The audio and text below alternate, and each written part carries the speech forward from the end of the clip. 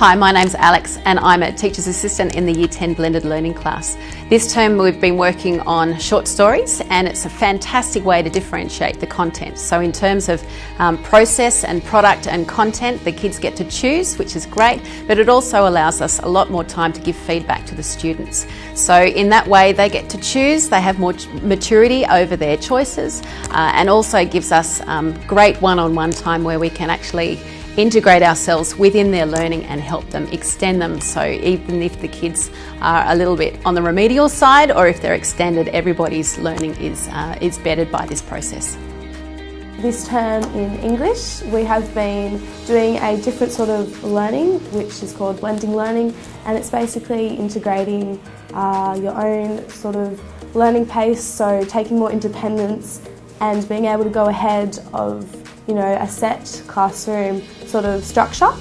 And I think it's been very beneficial for most people because some people are more independent than others. Maybe some people have struggled a little bit more, but it's a good challenge. I think overall it's worked really well for us. So we've been using the new platform Canvas, which has taken over for eBackpack, which enables us to use more resources, a wider variety of resources and better quality resources.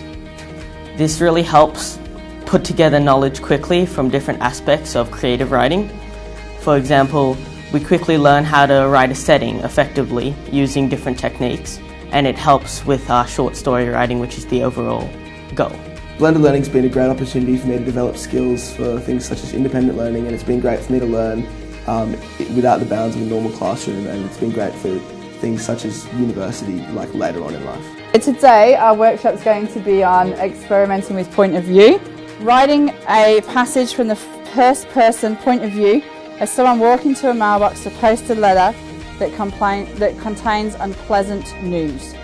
Alright, so thinking about what could be in that letter, why are they posting a letter, rather than say sending an email or updating on Facebook, or what means, where is the person that they're sending it to that means that they can't be communicating in any other way other than a letter.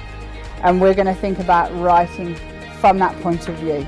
My name's Sue Temler. I'm the English teacher for Year 10 English here, and I'm also one of the ICT integrators focusing on the use of blended learning in the school.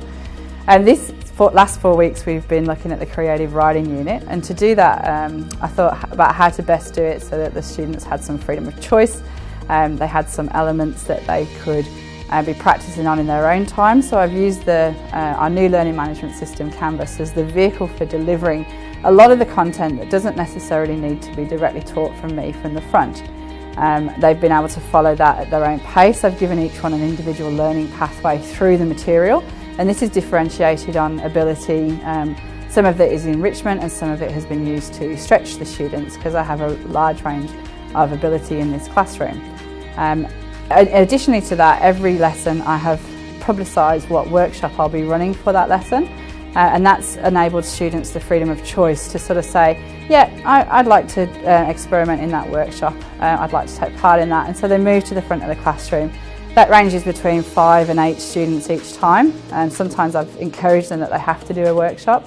But that gives me the element of direct instruction with a small group. It's lovely to actually hear some of the voices that I don't usually hear in the larger group setting. There's 24 usually, and some students I never participate, but in a smaller environment at the front of the class, they've been joining in. I've heard their ability, I've heard their voices, and that's been one of the lovely little gems of operating in a blended learning way.